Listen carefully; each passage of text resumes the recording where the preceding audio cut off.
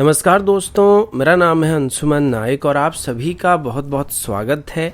Indian defence news के defence talk series में, जहां पर हम रोज नए नए डिफेंस अपडेट्स के बारे में बात करते हैं। तो चलिए देर न करते हुए आज की वीडियो शुरू करते हैं।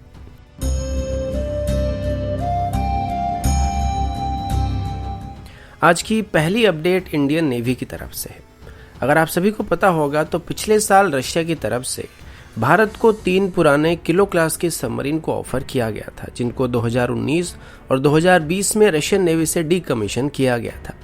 अब भारत की तरफ से अभी अपनी किलो क्लास के सबमरीन को भी रिफिट करने के लिए रशिया के साथ बातचीत करना शुरू किया गया था और इसी बीच रशिया की तरफ से एक पैकेज के तौर पर भारत को एक ऑफर दिया गया था कि अगर भारत चाहे तो अपने एग्जिस्टिंग किलो क्लास के सबमरीन को रशिया में रिफिट करने के साथ साथ रशियन नेवी से हाल ही में डीकमीशन किए गए किलो क्लास के सबमरीन को भी खरीद सकता है, जिनको अभी रशिया की तरफ से सेम स्टैंडर्ड में अपग्रेड करके भारत को दिया जाएगा। और इसके लिए कुल मिलाकर रशिया की तरफ से $1.5 बिलियन डिमांड किया गया था और जो 3 सबमरीन रशिया की तरफ से भारत को ऑफर किए गए तो उनको बस $250 मिलियन में ऑफर किया गया था। अब इनको इंडियन स्टैंडर्ड में अपग्रेड करने के बाद हमें एडिशनल $170 मिलियन से $200 मिलियन इन पे खर्च करना पड़ सकता है और कुल मिलाकर ये जो 3 सबमरीन है हमको लगभग 250 से $300 मिलियन के बीच ही पड़ने वाले हैं। अब जैसे कि अभी चाइना को काउंटर करने के लिए हमें जल्दी से जल्दी अपनी अंडर वाटर फ्लीट को मजबूत करने की ज़रूरत पड़ रही है, तो उसके लिए डील फ़ायदेमंद हो सकता है, क्योंकि ऐसे में बस कुछ ही साल के अंदर ही हम 3 एडिशनल सबमरीन को इंडक्ट कर सकते हैं। लेकिन इनकी मिड लाइफ अपग्रेड करने के बाद भी इनकी जो सर्विस लाइफ होने वाली वो लगभग 10 साल तक ही एक्सटेंड होने वाला है। अभी भारत की तरफ से एक टीम रशिया जाने वाली है, जहां पर वो इन सबमरीन्स को इंस्पेक्शन करने वाले हैं और अगर उनकी तरफ से क्लियरेंस दिया जाता है तो आगे चल के इन सबमरीन को खरीदने के लिए विचार किया जा सकता है।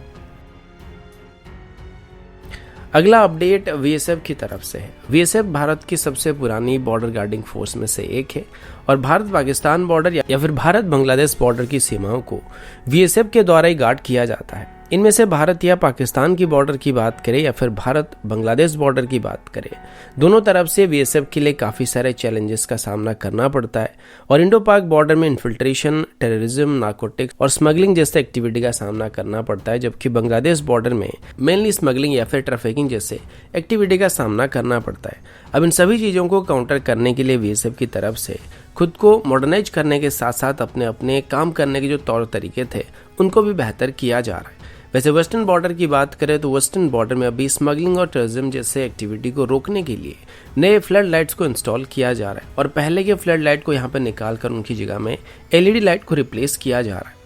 इसके अलावा वेस्टर्न बॉर्डर में अभी रेगुलर बेसिस पर पाकिस्तान की तरफ से ड्रोन्स की मदद से हथियार या फिर ड्रग जैसी चीज़ों को बॉर्डर उस पार से इस पार की तरफ शिफ्ट करने की कोशिश किया जाता है, जिस वजह से इनको रोकने के लिए यहाँ पे काउंटर ड्रोन सिस्टम को भी वीएसएफ की तरफ से इंस्टॉल करना शुरू किया जा रहा है। अगला अपडेट P8I एयरक्राफ्ट को लेके। आप सबको पता होगा कि हाल ही में ही यूएस नेवी की तरफ से अपने P8I पोसाइडन एयरक्राफ्ट के लिए नए सॉफ्टवेयर्स को डेवलप करने के लिए ऑर्डर दिया गया था, जिसके लिए लगभग $74 मिलियन सैंक्शन किए गए थे और इसके चलते P8I एयरक्राफ्ट में यूएस की लॉन्ग रेंज इंटरसेप्ट मिसाइल यानी कि LRASM को इंटीग्रेट करने का फैसला किया गया था। अभी की बात करें तो अभी दुनिया भर में जितने भी P8I एयरक्राफ्ट ऑपरेशनल कंडीशन में उन सभी एयरक्राफ्ट में AGM-84 मिसाइल को इंटीग्रेट किया गया और साथ ही एयरक्राफ्ट MK-84 क्लास के टॉर्पेडोज को भी फायर कर सकते हैं, जिस वजह से दुश्मन की सबमरीन को डिटेक्ट करने के साथ साथ उनको डिस्ट्रॉय भी कर सकते हैं। लेकिन अभी यूएस की तरफ से एयरक्राफ्ट में LRASM को भी इंटीग्रेट करने की कोशिश किया जा रहा है, जिससे ये एयरक्राफ्ट और भी घातक होने वाली है। LRASM की बात करें तो इसकी 2 वेरिएंट्स है, जिनमें से एक एयर लॉन्च्ड वेरिएंट है और एक शिप बेस्ड वेरिएंट है और इसकी जो मैक्सिमम रेंज है वो लगभग 560 किलोमीटर तक होने वाली है। यूएस की तरफ से बताया जा रहा है कि P8I एयरक्राफ्ट में 2024 तक ऑफिशियली LRASM को इंटीग्रेट करने के लिए क्लियरेंस मिल जाएगी, जिसके बाद 2026 में वो ग्लोबली सभी P8I एयरक्राफ्ट के ऑपरेटर्स को इसको ऑफर कर दिया जाएगा, जिसमें भारत भी शामिल होने वाला है और यूएस के बाद भारत सबसे बड़ी P8I एयरक्राफ्ट की फ्लीट को ऑपरेट करता है, तो भारत को इनको जरूर ऑफर किया जाएगा। अब हालांकि भारत के पास ब्रह्मोस जैसे इंटरसेप्ट मिसाइल मौजूद है, लेकिन ब्रह्मोस मिसाइल को हम कभी भी P8I एयरक्राफ्ट में इंटीग्रेट नहीं कर सकते हैं, जिस वजह से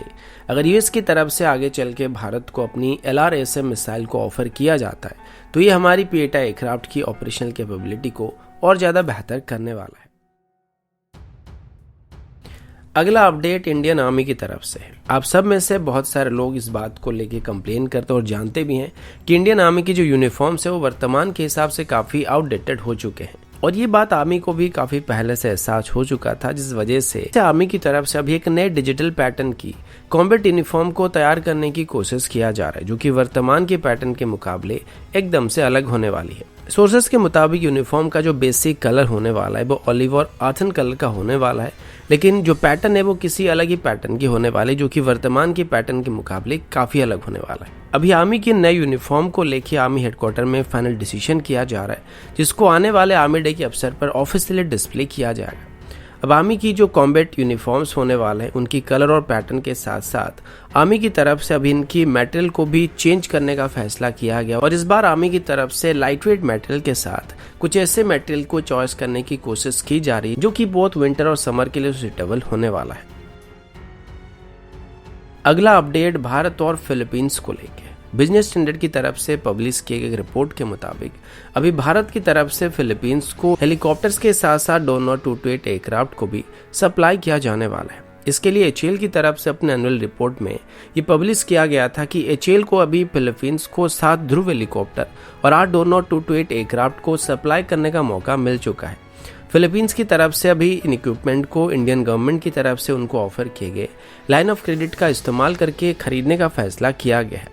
और अभी वो ध्रुव हेलीकॉप्टर की मैरीटाइम वेरिएंट को चेक कर रहे हैं। ध्रुव हेलीकॉप्टर की नेवल वेरिएंट या मैरीटाइम वेरिएंट अभी तक काफी सफल रहा है, और इसको अभी इंडियन नेवी और इंडियन कोस्ट गार्ड में शामिल किया जा रहा है, जिसको देखने के बाद फिलीपींस की तरफ से अभी इनको खरीदने का प्लान बनाया गया है।